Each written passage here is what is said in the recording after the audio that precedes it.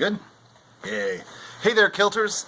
JT here with Fireside Dram with JT. It is the 1st of December, and so I am going to open up my first dram from the Drinks by the Dram Whisky Advent Calendar from Master of Malt.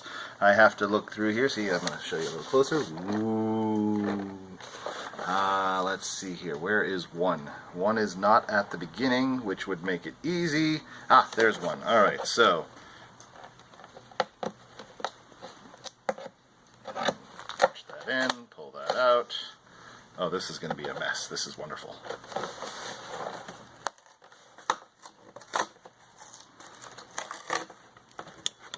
Alright, so we have our first one. Drinks by the Dram. I'm going to set this down here. And we are looking at the Lost Distilleries Blend Batch 8 blended Scotch whiskey. Now what I've done is I downloaded the list of all of the possible options that are in there. They're not in order. I don't know which one I'm going to get. And I'm going to read you some of what they've got down for it from Master of Malt. And then I'm going to taste it and tell you what I think. So, the Lost Distilleries Blend is a truly extraordinary whiskey made exclusively with malts and grains from renowned but sadly closed Scottish distilleries. The surviving stock from these once great distilleries has become legendary in many cases and is highly sought after by enthusiasts and cognoscenti. I was really hoping I was going to be able to say cognoscenti in a video, and now I have. Twice. They are pieces of liquid history lovingly crafted into this wonderfully balanced, multi-award winning blended whiskey. Batch 7 is a blend. Batch 7 doesn't matter because I've got Batch 8. And they don't have anything on Batch 8. But Batch 7 was a blend of Port Ellen, Capardonnach, Mostowie, Glenisla, Glenlochy, and Imperial Scotch malt whiskies, as well as grain from Port Dundas. I don't know if it's similar to what I've got, but just to give you an idea. Alright, so tasting notes. This is for 7, of course. It's an initial, the nose is an initial fragrant smoke, even a touch of sweet barbecue from the peated malts before banana and apricot Danish pastries emerge. Melon notes from the Port Ellen combine effortlessly with complex grassy, nutty, and floral malted barley. Palate, you know what? Since we don't know if it's the same one, we're going to go ahead and just taste this one. Now, over here, you'll notice I've got my plate of dark chocolate. Let's see. And now it's in camera. There we go. No, don't worry about it. Dark chocolate chips. If you've never done chocolate with whiskey, you've never done either of them. It is an absolute necessity, and I don't have a way of describing the flavor magic that happens. It truly is an awesome chemical experience. So I'm going to do all of that with this. Now, let's see if I can open this without looking like a total dweeb. I'm guessing not, so... I'm just going to turn it, break the wax seal. There we go. Sniff the plastic cork. That's lovely. Let's see here. What was it supposed to nose like? It's supposed to nose like fragrant smoke, sweet barbecue. This is compelling television, I know. I am sniffing whiskey on TV. It's alright. So, I've got my Quig here. This is actually from the Glengoyne Distillery, which is why I tagged them in yesterday's post. I realized I didn't say why I was doing that, but I picked this up the last time I was in Scotland. Readable there? Perfect. Alright. So we're going to pour ourselves probably about half this dram, because I know I got a lot of people who are going to want to stop by the store. Not necessarily anybody, but the people who got me this are going to be interested in seeing it. So I'm going to bring this real close and you can read what that is. Reading it? Yeah, good. Alright, cool. So, this is the Lost Distilleries Blend Batch 8.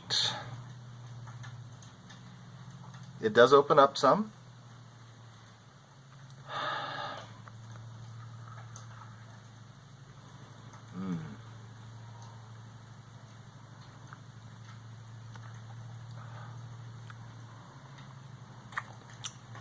Alright, so, initial reactions.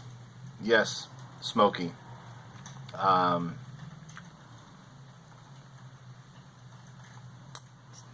Feels this. Senses. That's why. It's a high content. This is 53.1% by volume, so in American parlance, that would be 106.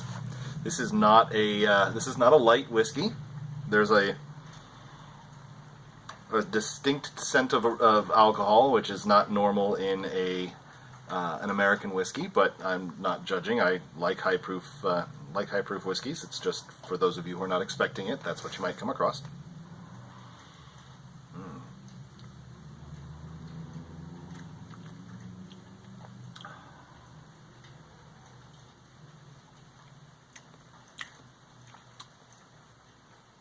Well, it's quite delightful.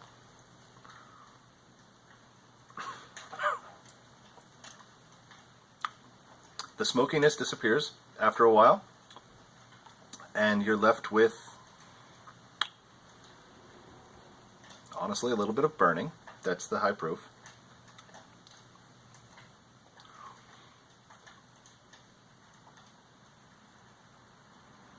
Definitely no florals in there. A little bit of fruit, a little bit of your raisin, your a little bit of melon in there.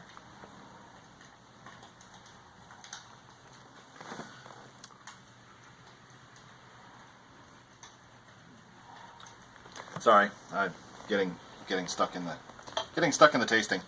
Compelling TV, I know. A little bit of chocolate. A little more whiskey.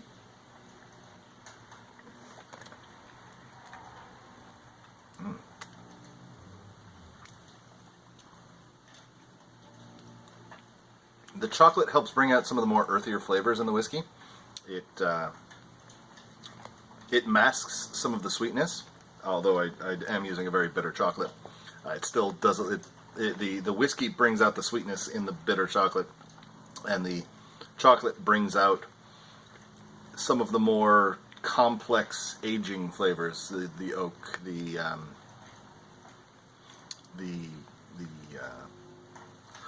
angel share, if you will.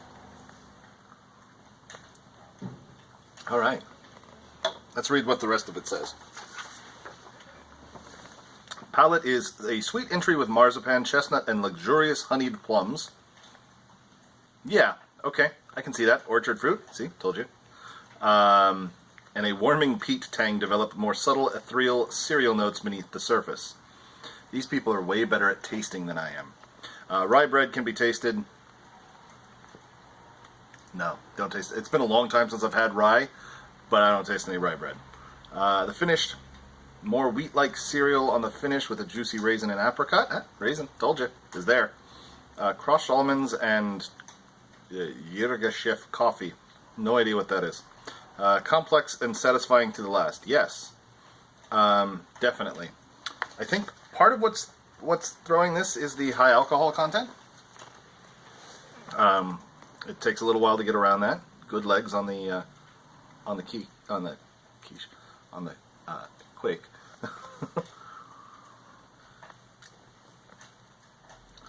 But definitely one I would try again if I was looking for a bunch of scotches, which I might be. Definitely a positive. And I think what's most interesting to me is that the smoke has almost completely disappeared now. And with that, that is our first Fireside Dram with JT. Thank you very much for watching. And if you got any questions or comments, leave them in the comment section below. Or visit this on YouTube. Visit this on YouTube anyway. It's fun. And we'll put this up on the website and the Facebook page. If you're reading it, if you're watching it, you're on one of those anyway. Be sure to share your love of kilts and your love of off-kilter kilts. We'll talk to you later. Ciao.